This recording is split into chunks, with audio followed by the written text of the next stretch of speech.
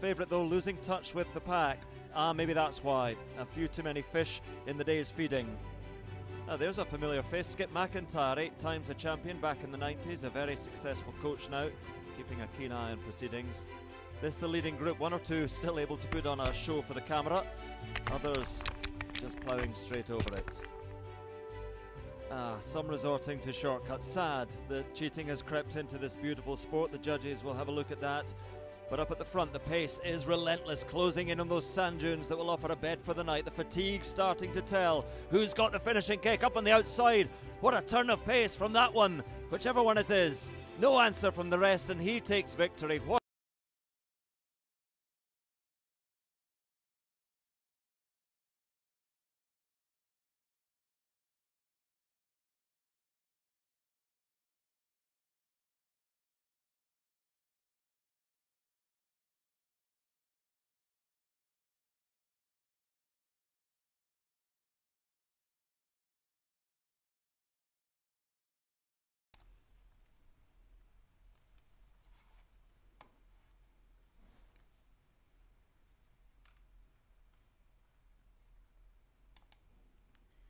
Good evening everyone and welcome to another night of Live Penguin TV.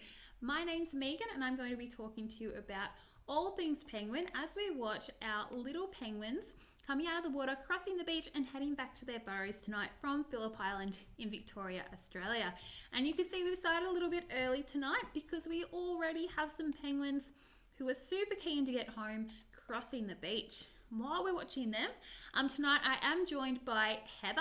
Heather, come on in, let us know what you're going to be doing tonight. There she is. Good evening everyone. Tonight I'm going to be monitoring the YouTube questions and giving Megan some curly questions. So please, give us some interesting questions. Do your worst, Heather. Thank you. So Heather will, as she said, be looking through all of your comments and questions on YouTube and maybe even on Facebook, going through, finding the best, the hardest, the trickiest questions to ask me live on Penguin TV tonight.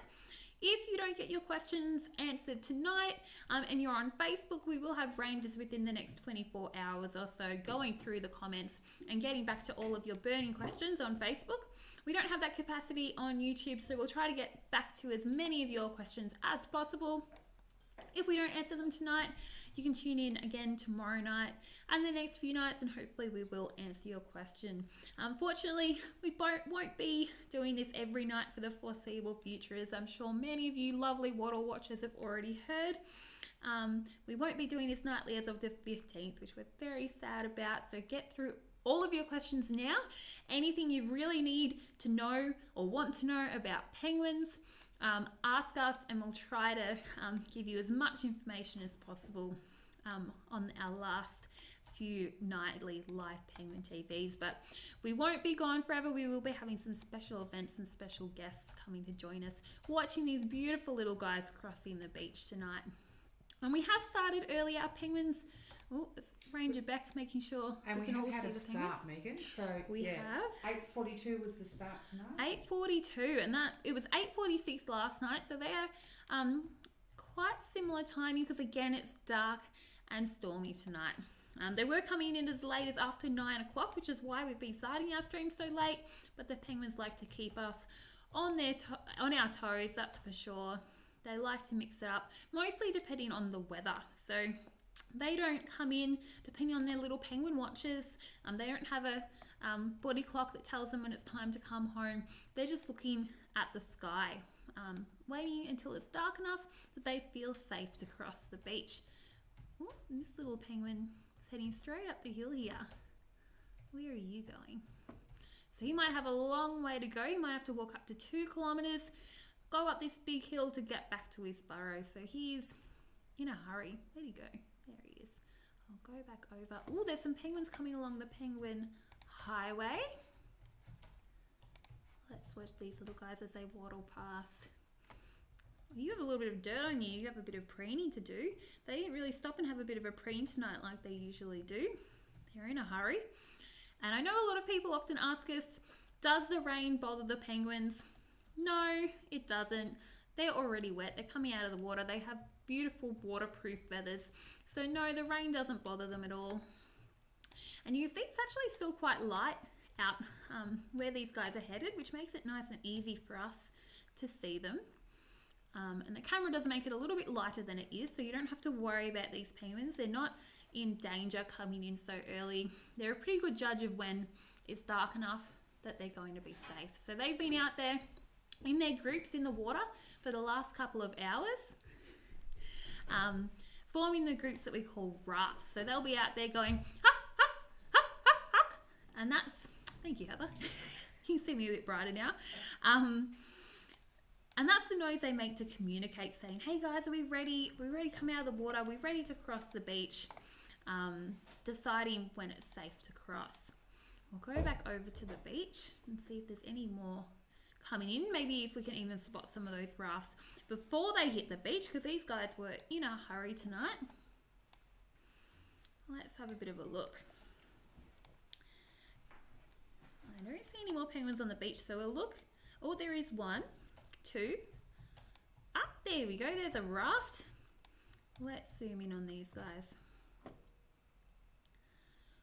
So they form these groups for safety in numbers as they cross the beach, because crossing the beach, coming back to their burrows tonight, is the most scary, the most dangerous part of our penguins' day.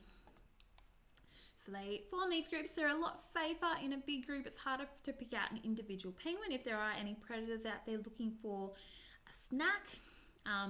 But the penguins are waiting until it gets dark, like I said, because that is when it's safest for them to make this dangerous dash across the beach, because that's when their main predators, things like Pacific gulls, sea eagles, swamp harriers, any big birds of prey, they can't see to hunt after the sun sets, so they're going to go to roost for the night, and that's when it's safest for these little penguins to cross the beach.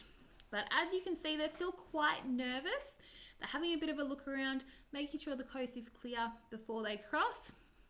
Right now, these guys aren't too sure. They're like, oh, might be a little bit too light out there. There might be some predators around. We're going to hang here at the water's edge. So they're not feeling too confident, and it is a small group.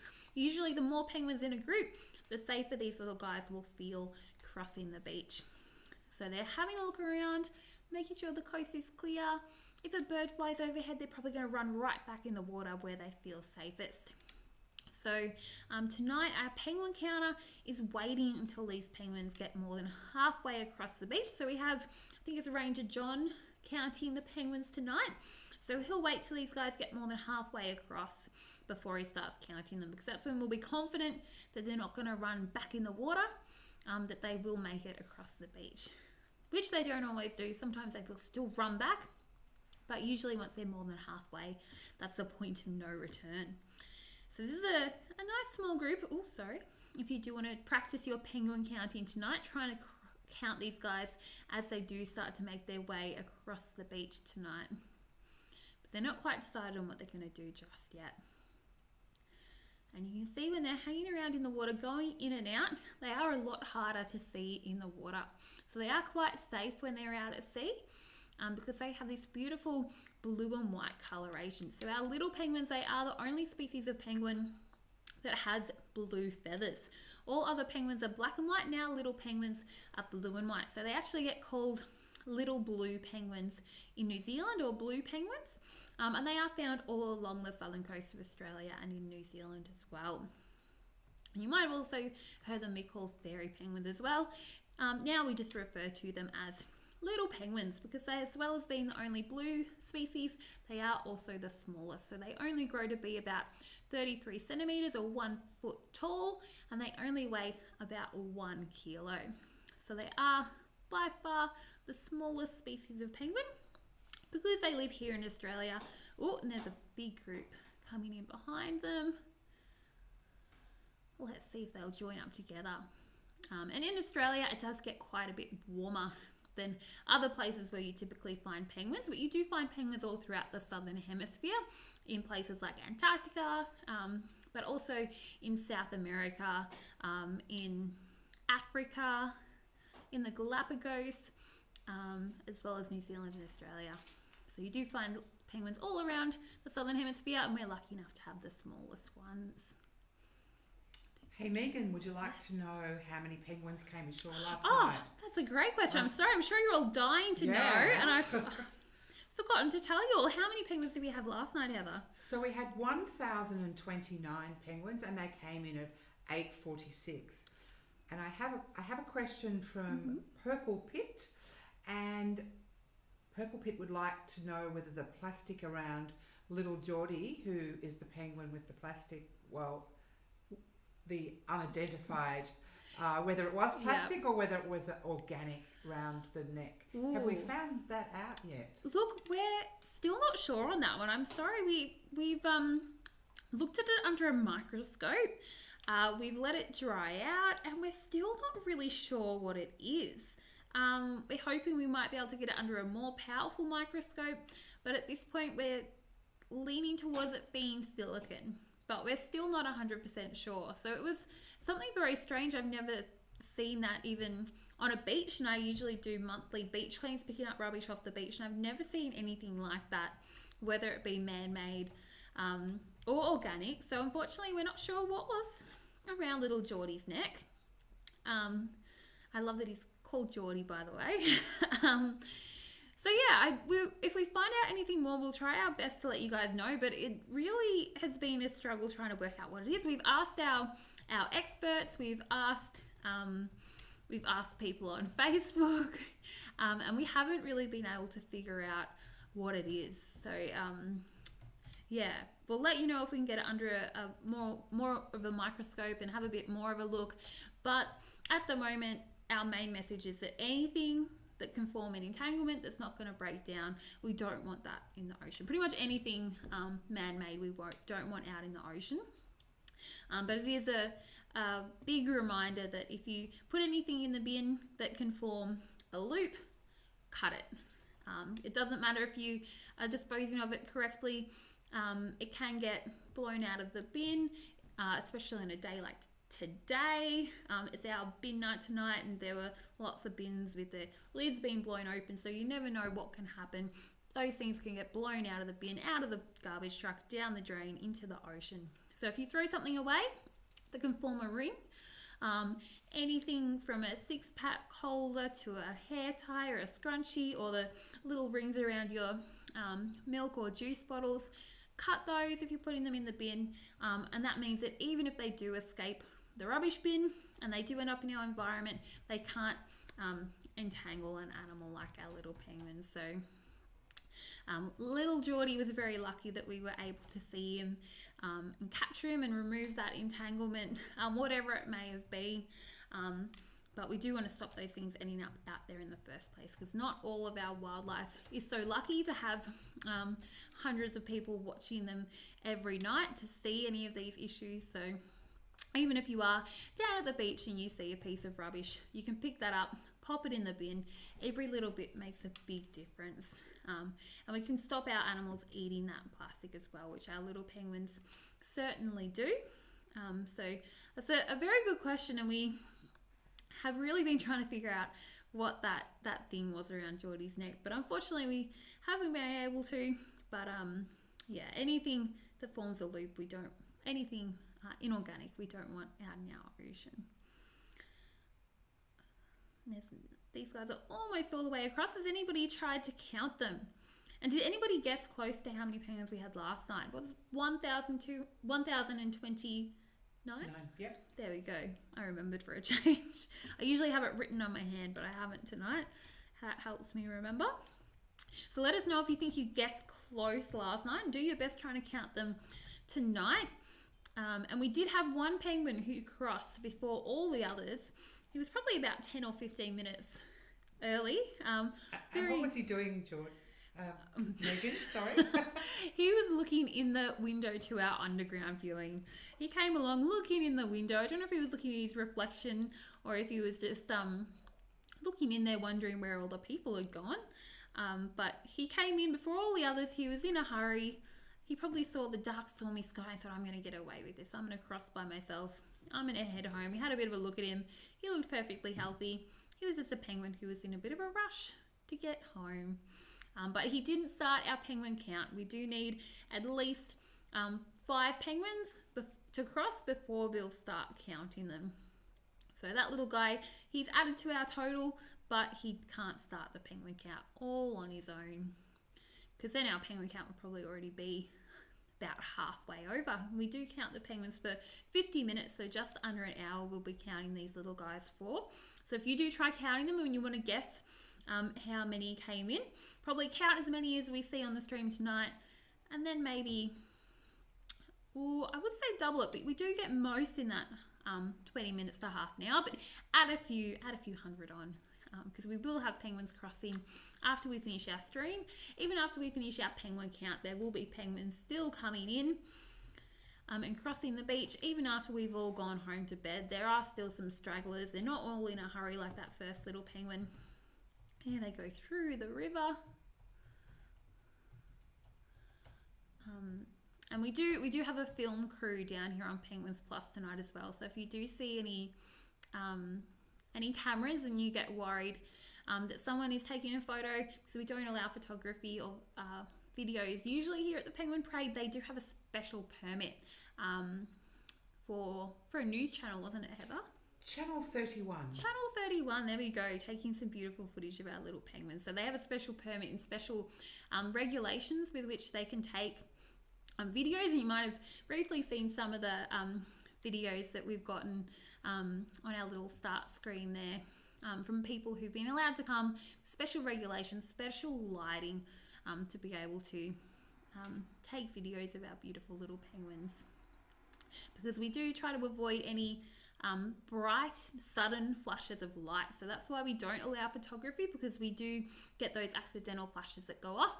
Oh, sorry, I'll go back over to the highway camera.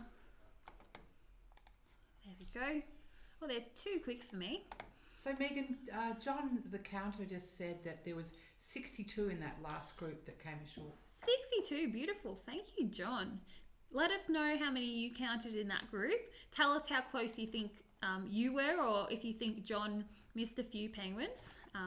Let us know. John's been doing this for a long time though, so I'm sure he has a pretty good idea of how many penguins there were, and they're too quick for me, these little guys. We'll go back over to the main camera, and I believe we did even see a chick over here. While I'm looking, I was talking about our cameras.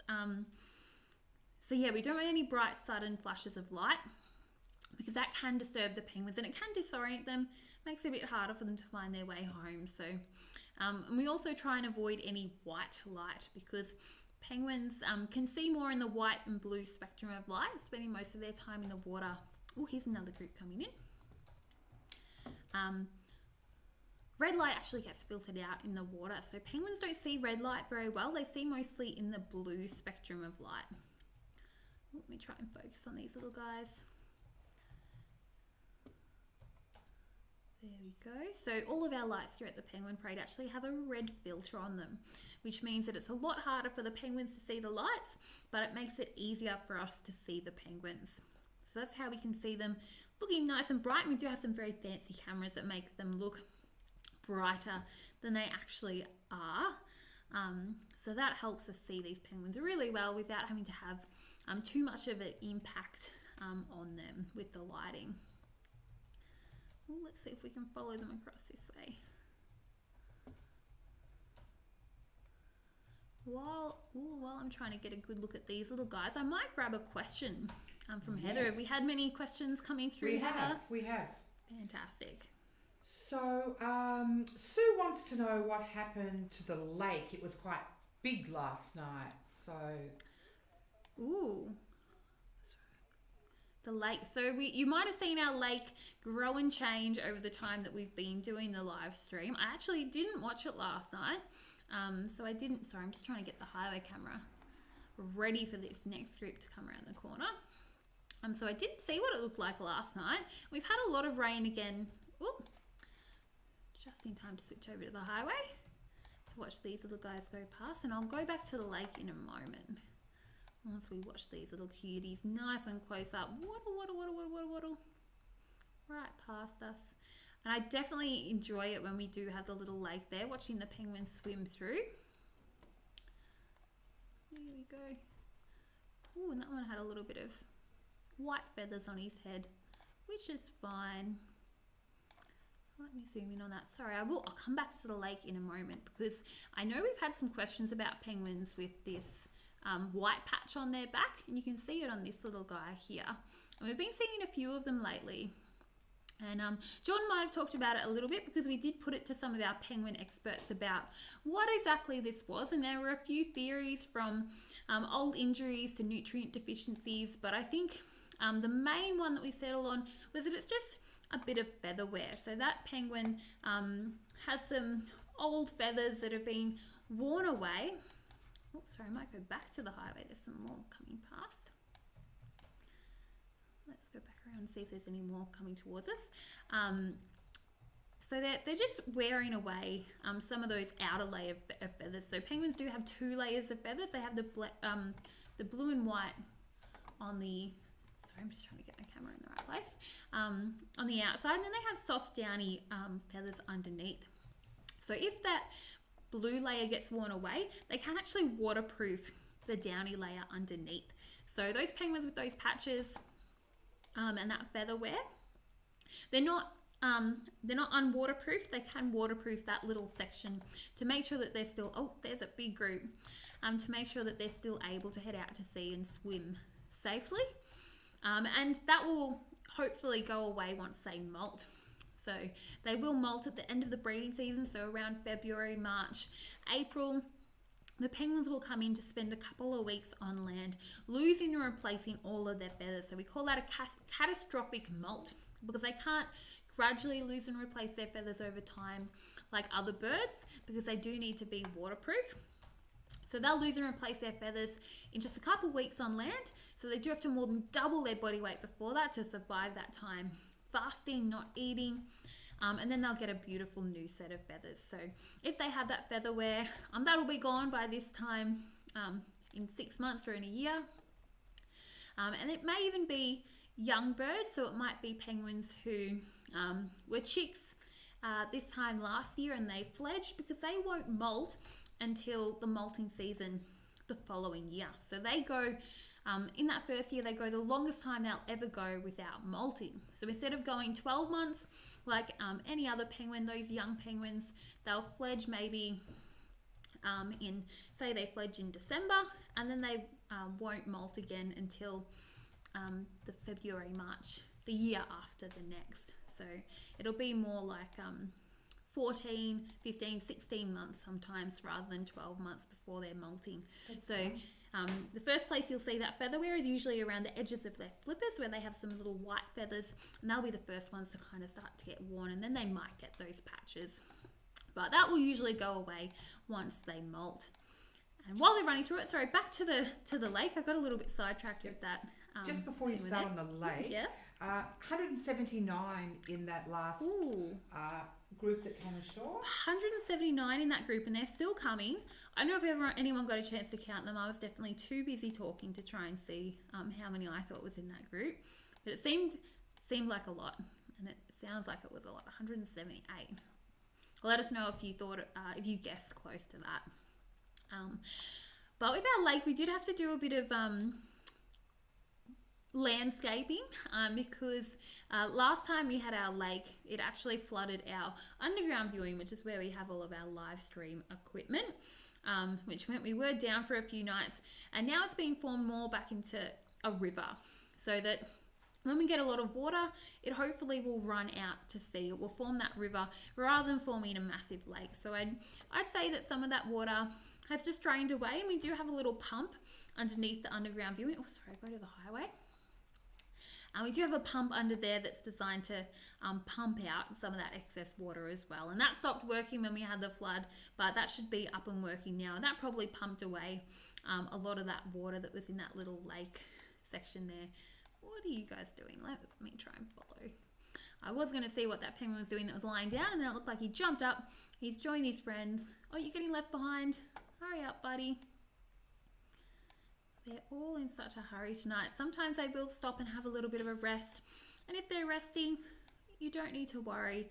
They might just be having a little bit of a sleep. So penguins do only need to sleep for about 4 minutes at a time. Oh, there's more coming. So if you do see them lying down on the highway, sometimes I like to call them a little penguin pancake, the way they lie down really flat against the ground when they're having a little nap. And they'll have that 4-minute sleep and then they'll keep going. Well, where are you guys going? These penguins might actually live up there in the grass there. I'll head back around, see if there's any more on their way, waddling up that highway. Definitely, oh, there we go. Definitely you can see why we call it the Penguin Highway tonight. It's quite busy with that big group coming past. And you can see lots of them have lots of food. So where they're bulging around their neck there, that's their crop where they, oh, that was a projectile poo. Very well fed penguins. So that's where they're storing some of that food to bring back to their chicks. And I was actually reading recently that a penguin poo can be about 6 grams every time a penguin poos. So that's another little penguin poo fact for you. I'm sure Jordan would love that one. And of course, the one you all know and love, that they do have the highest velocity poo of any animal, these little penguins. And there's another one on the highway. So I love just seeing them projectile poo. And I have been holding a penguin when it has, oh, thank you, 5 minutes left. I've been holding a penguin when it's done a projectile poo that went about a metre, and it was incredible. I'm so glad that it wasn't directed at me, although it has been directed at me many times. Jordan had a bit of a laugh the other day when I got absolutely covered by the first chick of the day that we had to take out and weigh, and it just went all down the front of me, all of that penguin poo. So you definitely don't want a penguin as a pet. But you can symbolically adopt a penguin through the Penguin Foundation if you do want to help us do the work that we do. I'm still on the highway. Oh, there's lots of penguins coming past. We might go back to the main camera. If you want to help us with our work we do here at Phillip Island Nature Parks, and I've gotten way off track with the penguins coming in so early. We are Phillip Island Nature Parks. I'm sure many of our beautiful wattle watchers know who we are, but if you are tuning in for the first time, we are a non-for-profit organisation who all of our profits go back towards protecting our wildlife through education, research and conservation. So if you do make a donation to the Penguin Foundation, that goes right back towards protecting our wildlife like our little penguins. And we also look after about 20% of Phillip Island. So we have our colony of about 32,000 little penguins. We have our colony of about 20,000 Australian fur seals, as well as our Churchill Island Heritage Farm, many of our beautiful beaches, wetlands and woodlands, all along the coast of Phillip Island. And also our koala reserve. And we did have some exciting news over the weekend that we were able to release our last koalas that we were caring for from the bushfires. So we did have some bushfire affected koalas who were rehabilitated at Melbourne Zoo, and then we had them in care here at our koala reserve. So we were fattening them up, helping them regain their health and heal from their wounds from the bushfires last year, and the final ones of those have been returned to around Malakuta over the weekend. They've been released back into the wild, which was very, very exciting for us here at the nature parks. And as well as managing Phillip Island, this is also the land of the Bunurong. It is also known as Milau. So I would, it is a little bit late, but I still would like to acknowledge the Bunurong and their elders past, present and emerging as the traditional custodians of the land that we're watching these beautiful little penguins on tonight. And I'll zoom out a little bit, and we have seen plenty of beautiful, healthy looking penguins. So we are privileged that the Bunurong have looked after this land for many thousands of years and cared for this country so that we're still able to come and enjoy our little penguins here on Milau on Phillip Island. And I'm going to go back over to the beach and see if there's any more penguins crossing, so we might be able to catch them.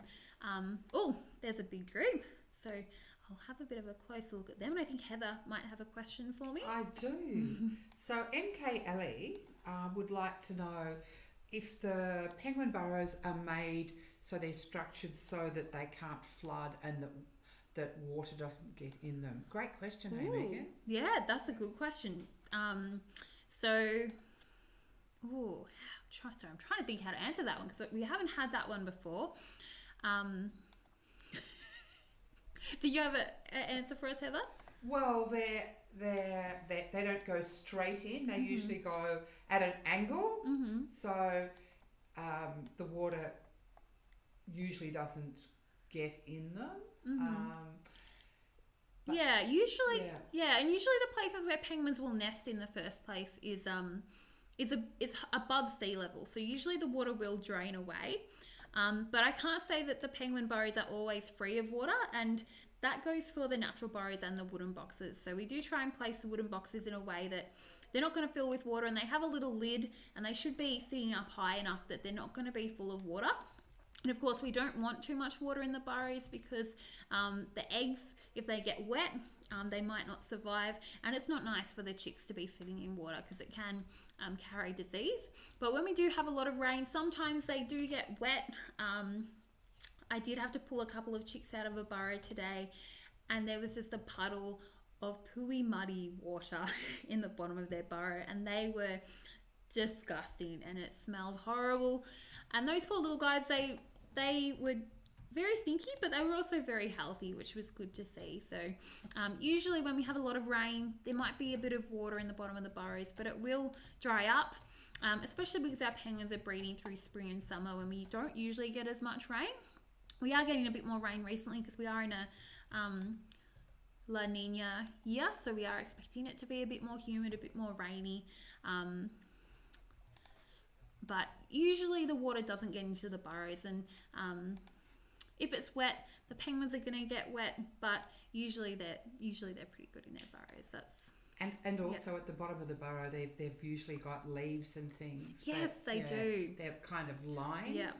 That's a good point, Heather. They bring in lots of nesting material, and when they're sitting on that should, especially with the eggs, help keep the eggs nice and dry. Sometimes the chicks, when they're in there by themselves, they get up to a bit of mischief. They dig, they ruin all the nice renovating that the parents have done. But when the eggs are in there, they should be sitting on a nice little nest bowl of grasses and twigs. And you sometimes see the penguins collecting nesting material. I've seen a penguin grab a stick and try and walk into a burrow, and it's gotten stuck at the entrance because the stick has been too big. So they're very keen to get enough nesting material to help keep their eggs dry. That's for sure. That's a great point. Thank you, Heather.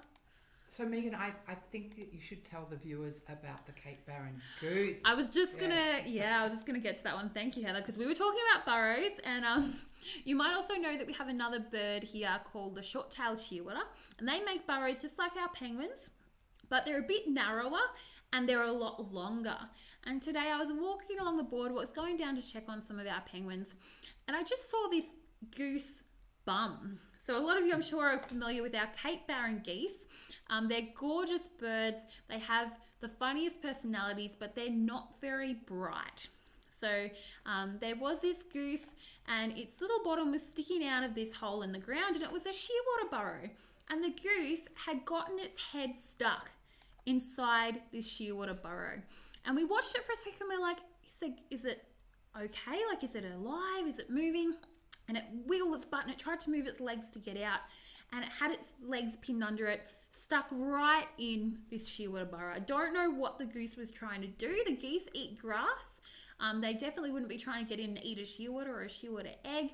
It might have just been a curious goose. It was a young goose, so it had the pale legs, and it was a little bit smaller, and it might have just been curious. I wanted to see what's in this hole in the ground, and it got itself stuck. So I was with Jordan, our animal rescuer, as we've seen with little Geordie, and we managed to get down, and we each grabbed one of the goose's legs because we were worried that it was going to be very cranky and it was going to attack us, so we each wanted to have a hand free to defend ourselves. So we grabbed a goose leg each, and we carefully pulled the goose out of the shearwater burrow. And thankfully it didn't attack us. I think it was just happy to be out of the burrow. It came out, had a little bit of a shake, and went about its business. And we saw it later on. It looked like it had went and found mum and dad and had a bit of a sook. But I think he was very happy to get out of that shearwater burrow. So our wildlife certainly gets up to a bit of mischief. I hope that he would have been able to get out by himself, but I think he was very grateful for a little bit of help. And thankfully he wasn't injured, but we do have our wildlife hospital where if we do have any sick or injured wildlife, we can take them there for rehabilitation for release back into the wild, and that's our aim here for all of our wildlife to stay exactly what it is, to stay wild. What is that penguin on the highway doing? And the penguins they're easing down a little bit. It looks like most of them have probably come in. I'll have one last look out over the beach. So it seems like we've had good numbers tonight. Yes, and Sean said that he could see a bandicoot. Oh. Yeah. So he said just to the left of the preening rocks. Don't know whether it's still there. But let me have a look. I haven't gotten a good look at a bandicoot on the live stream, and I would be super excited to see one. Oh, let me have a look to the left of the preening rocks.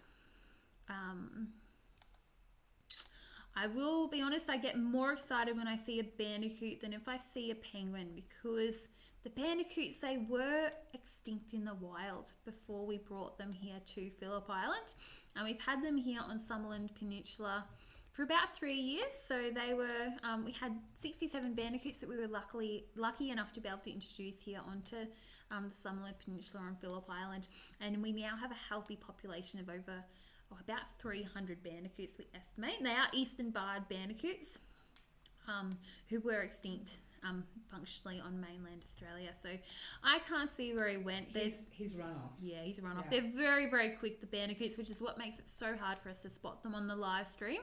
Quite often they'll dash across the Penguin Highway, and they have a funny little hop, almost like a teeny tiny little kangaroo when they're in a hurry, and they can jump so high. And I love the little bandicoots.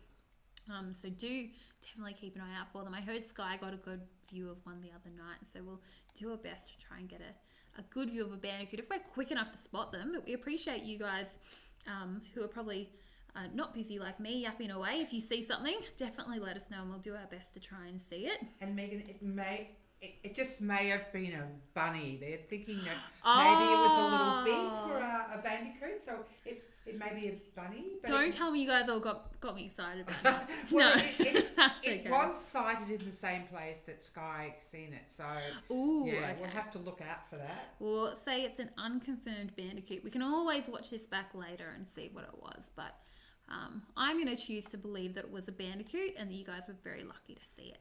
And we'll hopefully see some more over the nights. But I do love how each and every night we see something different. We'll see a bandicoot, a goose, a ricali, as well as our beautiful little penguins that we're, of course, all here to see each and every night.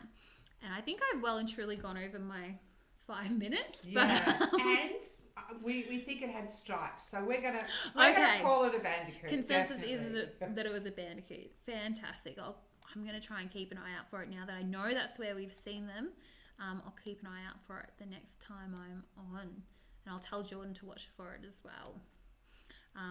Before we go, is there any last really great questions that we want to make sure we get to before we sign off? Megan, I do have one last Ooh, question. okay. Yes. Have you ever seen a predator take a penguin chick? Ooh, thanks for that one, Heather. I feel like we get that one a bit, and it's always a little bit tricky to talk about. And I know that a few people have seen it. I've never seen them take one from the burrow, but something that Jordan and myself actually saw today, same day we rescued a goose, it was all happening. We saw a Pacific gull with a penguin chick, and we're not sure if it managed to get the penguin chick from the burrow or if it found it. Maybe it had something else had happened to it and it had scavenged it, but we did see a Pacific gull having a bit of a munch on a penguin chick, which is very sad, but the gulls have got to eat as well. It's the circle of life that something happened to this poor little guy. Maybe mum and dad couldn't feed him and he was left home alone earlier than he should have been. He was quite small and the Pacific gull was having a bit of a snack on him, but the Pacific gull wasn't the only one looking for food, and there were some ravens hanging around. So the ravens were trying to steal this little snack from the Pacific gull. They didn't have any luck. A Pacific gull, if you haven't seen one, is about twice the size of a raven. They have a massive, massive beak. One of the ravens managed to grab it and fly off at one point, but the gull attacked it and got the little meal back. And then the gull flew off and the ravens are like, oh great, this is ours now.